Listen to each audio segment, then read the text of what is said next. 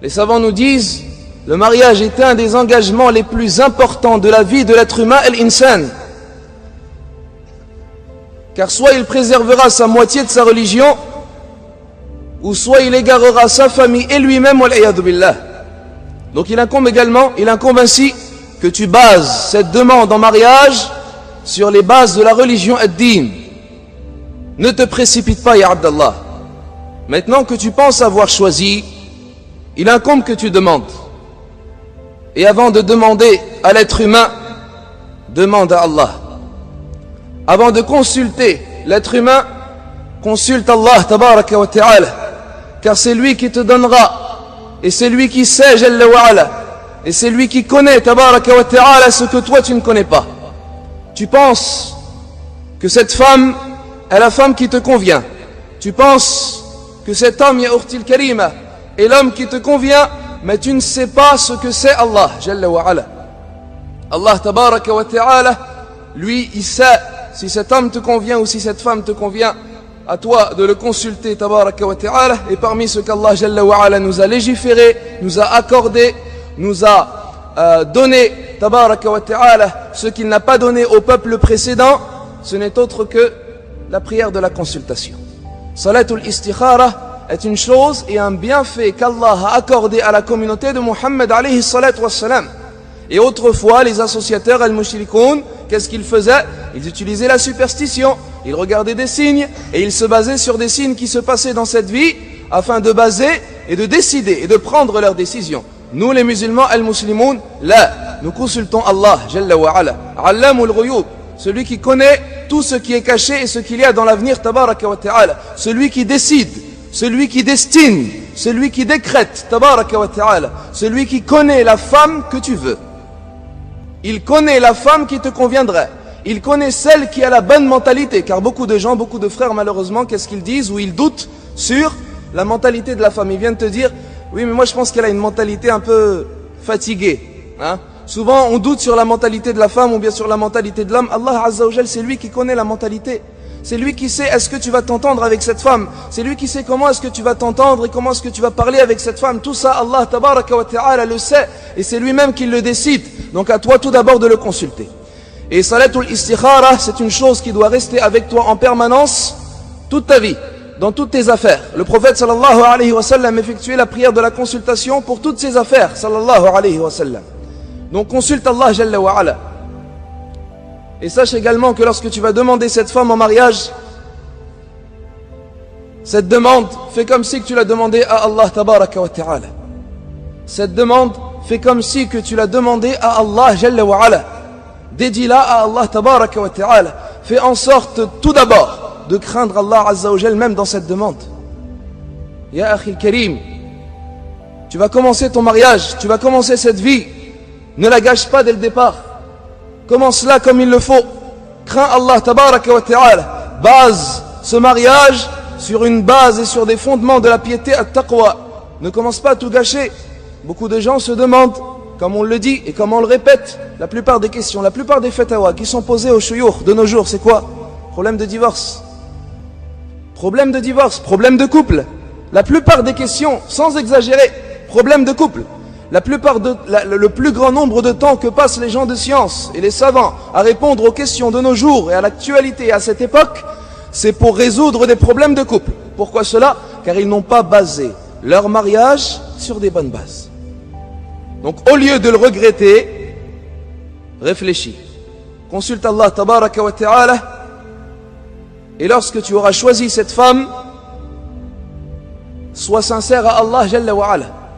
Car malheureusement beaucoup de gens et beaucoup de jeunes, lorsqu'ils ont choisi une femme, ils ne veulent plus que cette femme. Lorsqu'ils l'ont choisie, khalas, il n'y a plus de consultation à Allah azza wa jal. Même dans l'istikhara, c'est plus une istikhara, c'est une dua. Demande à Allah azza wa jal de lui accorder cette femme. Il veut que cette femme. Il pense qu'à elle. C'est pas ça l'istikhara. L'istikhara, tu demandes à Allah si cette femme te conviendra. Si cette femme est un bien pour toi. Si cette femme t'aidera, si cette femme te fera préserver ta religion. Ce n'est pas tu demandes à Allah de te marier avec cette femme. Dans ce cas-là, à quoi sert la consultation? Donc il incombe que tu sois sincère à Allah. Tu demandes à Allah Azza wa Jal, ya Allah, si cette femme est un bien pour moi, dans mon avenir, dans ce bas monde, pour ma religion, accorde-la-moi. Et facilite le mariage avec elle, et destine-le-moi, et accorde-y la bénédiction. Puis, l'autre versant de l'invocation. Mais si cette femme est un mal pour moi, dans ma vie, dans ma religion, dans mon apprentissage de cette religion, et dans toute ma vie, écarte-la-moi d'elle, écarte-la-moi de moi, et écarte cette femme de moi, et mets-la loin de moi, et accorde-moi et destine-moi une chose meilleure. Pourquoi cela? Car toi tu veux quoi? Tu veux une femme vertueuse. Car toi tu veux qu'Allah tabaraka wa ta'ala te guide dans ce bas monde ad-dunya pour que tu bénéficies du paradis al-Jannah. Tu ne veux pas exclusivement une femme, mais tu veux ce mariage béni qui te préservera ta religion. Tu veux ce mariage qui t'aidera dans ta religion. Tu veux cette femme vertueuse qui sera la moitié de ta religion préservée. Tu ne veux pas ainsi n'importe quelle femme. Et de même pour notre sœur, Ya Ukhtil Karima, c'est la même chose. Ne tombe pas dans les sentiments amoureux du mari et du prince charmant. Dès que tu l'auras vu, ou dès que tu auras entendu qu'il s'est intéressé à toi, khalas, tu ne veux que te marier avec lui. Tu as déjà dit oui, et tu ne penses même plus, alors que tu as consulté Allah Jalla wa Ala. Consulte Allah sincèrement. Dis, Ya Allah, si cet homme ne vaut pas un homme pour moi, si cet homme n'est pas un bon homme pour moi, si cet homme ne va pas préserver ma religion, mais je ne veux pas de lui. Je ne veux pas de lui, car tu es sincère à Allah, car tu veux qu'Allah tabaraka wa ta'ala te préserve ta religion. La sincérité à Allah Jalla wa Ala. Ayyul ikhwatul kiram, la demande a des conditions. Il t'est interdit, Ya Abdallah, de demander une femme qui est déjà demandée en mariage. Bien évidemment. Il t'est interdit également, et ceci selon la divergence des savants, il t'est interdit également de demander en mariage une femme qui aura été divorcée et qui est encore dans sa période de viduité al-idda. Ceci sont des conditions. Et lorsque tu t'engages à demander une femme en mariage, Ya Abdallah, il faut savoir également comment la demander. Tu demandes à qui? Tu demandes à qui? À elle-même? Hein? Tu demandes à sa mère? À son frère? À son père? À son tuteur? À qui tu demandes la femme en mariage? C'est une question très importante. Car malheureusement, beaucoup de gens, beaucoup de jeunes, jouent les héros. Ouais, ça y est, j'ai choisi, etc. Mais après, quand il consiste à demander et à se mettre en position d'homme devant le père de cette femme, tu le vois plus. Il va commencer à envoyer un texto et un mail et à envoyer quelqu'un pour aller la voir, etc. Mais pour aller voir le père, très difficile. Non, il n'a pas la même mentalité. Quoi, il n'a pas la même mentalité? Ton beau-père, il va rester ton beau-père jusqu'à la mort. Tu devras vivre avec lui, l'inviter, discuter, savoir parler avec lui, savoir rigoler avec lui, avoir un bon comportement envers lui. Ça sera ton beau-père. Il faut que tu restes avec lui jusqu'à ta mort. Donc il incombe de commencer ces relations dès maintenant. Quand tu demandes ta femme en mariage, Ya Abdallah, c'est un conseil de notre part, et de ma part plus personnellement. Va voir directement son tuteur. N'essaye pas de feinter. Allah Azza wa Jal feintera wal'iyadhu billah avec toi. N'essaye pas de commencer par al-haram wal'iyadhu billah. N'essaye pas de commencer à discuter, à téléphoner, à chatter, à envoyer un texto. Pourquoi cela? Pourquoi tu gâches tout? Demande à son tuteur.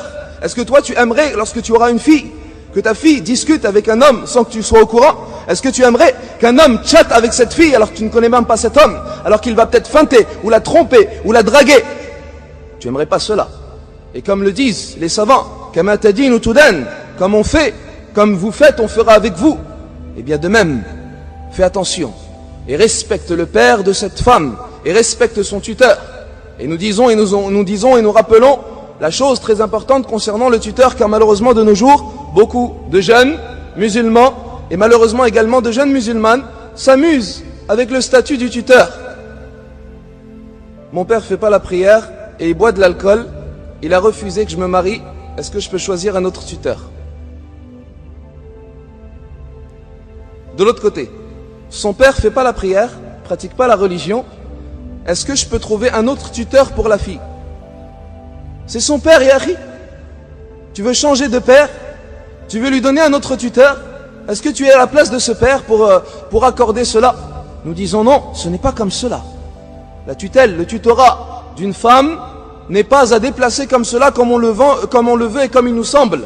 Mais ceci est très délicat, Ya Abdallah. À toi de faire attention à cela.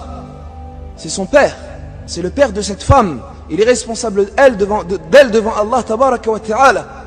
Ainsi, ce tuteur, malgré sa religion, malgré son éloignement d'Allah tabaraka wa ta'ala, malgré le fait qu'il ne craigne pas Allah jalla wa ala comme toi tu le voudrais et comme Allah tabaraka wa ta'ala le voudrait, il t'incombe de le respecter et de patienter et de suivre les réponses de l'istikhara. Si Allah Jalla wa Ala te complique la tâche, si Allah Tabaraka wa Ta'ala voit et fait en sorte que le mariage ne se passe pas comme il le faut et que le tuteur refuse, eh bien c'est un signe de la part d'Allah. Pourquoi tu te compliques la vie? Pourquoi tu t'entêtes à vouloir te marier avec cette femme? Allah te montre que tu ne dois pas te marier avec elle. Non, mais les gens s'entêtent. Pourquoi? Parce que les frères, ils veulent absolument se marier avec cette sœur. Et parce que la sœur, elle veut absolument se marier avec ce frère. Pourquoi cela? Parce que la famille, à l'origine, n'était pas au courant. Et que le dialogue s'est effacé, s'est passé en l'absence et sans que la famille soit au courant. Donc nous disons, tu es un homme, tu vas demander la main à son père. Et tu regardes ce qu'Allah Azza wa Jal te destine.